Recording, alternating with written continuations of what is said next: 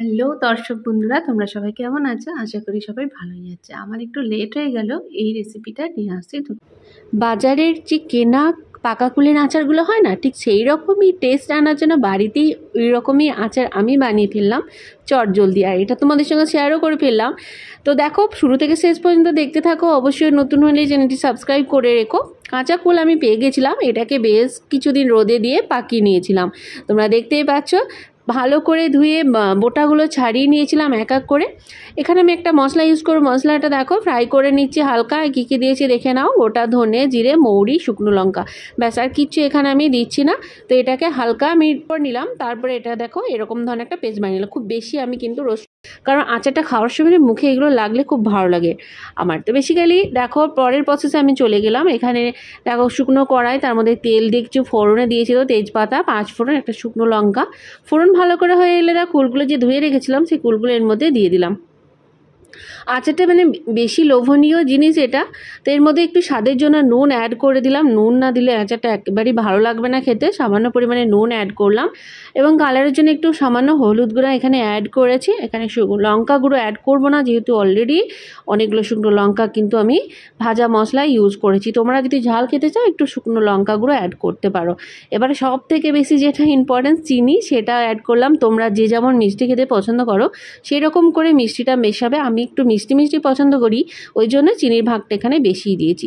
চিনিগুলো দেখো হালকা নাড়াচাড়া করলেই কিন্তু চিনিগুলো একেবারে গলে যাচ্ছে, তোমরা দেখে বুঝতে পারছো। চিনিটা আমি প্রথমে দিইনি, কুলগুলো হালকা ফ্রাই করার পরেই চিনিটা দিলাম, তাহলে এটা খেতে আমার ভালো লাগে বেশি। তো এটাকে আমি মিডিয়াম টু লো ফ্লেমে এটাকে বয়েল করে নেব। দেখো হালকা হালকা জল বেরিয়ে এসছে। এটা মিডিয়াম টু লো ফ্লেমেই আমি রাখবো যতক্ষণ না জলটা এর শুকিয়ে এসছে, ঘন হয়ে এসছে এবং কুলের যে মাড়িগুলো হয় সেগুলো এর মধ্যে আস্তে আস্তে সফট হয়ে আসবে। এই পর্যায়ে আমি এখানে যে ভাজা মশলা বানিয়েছিলাম সেটা এর মধ্যে অ্যাড করে দিলাম। এটার জন্য এই রেসিপিটার টেস্ট কিন্তু অনেক বেড়ে যাবে। এটা না দিলেই কিন্তু নয়, এটা দিতেই হবে, একেবারে স্কিপ করা যাবে না। তো আমি এই পর্যায়ে অ্যাড করেছি, তোমরা চাইলে লাস্ট মুহূর্তেও অ্যাড করতে পারো। তো এটা দিয়ে বেশ কিছুক্ষণ আমি নাড়াচাড়া করব, যাতে এই ভাজা মশলার গন্ধগুলো যেন কুলের ভিতরে ভিতরে ঢুকে যায় আর খেতে যেন অসম্ভব সুন্দর লাগে। তো দেখো জল শুকিয়ে গেছে একেবারে, দেখো মাখো মাখো হয়ে গেছে, কালারও খুব সুন্দর হয়েছে। এটা আমি আরও কিছুক্ষণ হালকা একেবারে বয়েল হতে দেবো, যাতে আরও বেশি টেস্টটা হয়। একেবারে দেখো একটু একটু জল আছে, এগুলো যেন শুকিয়ে যায়, সেই পর্যায়ে আমি ওয়েট করব। তো দেখো শুকিয়ে গেছে, আরও একবার ভালো করে নাড়াচাড়া করে নিলাম। আর দেখো অসম্ভব লুক দিয়েছে, একেবারে বাজারের কেনা কুলের আচারের থেকেও সুন্দর লোভনীয় লুক দিয়েছে। আমার তো দেখে জিভ দিয়ে জল চলে এসছে অলমোস্ট। তোমাদের কি এসছে জানি না। তো এটা একটা প্লেটের মধ্যে নিয়ে নেব এবং আমি একটা ট্রাইও করবো এটা খেতে কেমন হয়েছে। বেসিক্যালি কুলের আচার সবাই কম বেশি পছন্দ করে, আর মাত্র দেখলে তো কয়েকটা উপকরণ দিয়ে এত সুন্দর টেস্টি একটা রেসিপি বানিয়ে ফেললাম।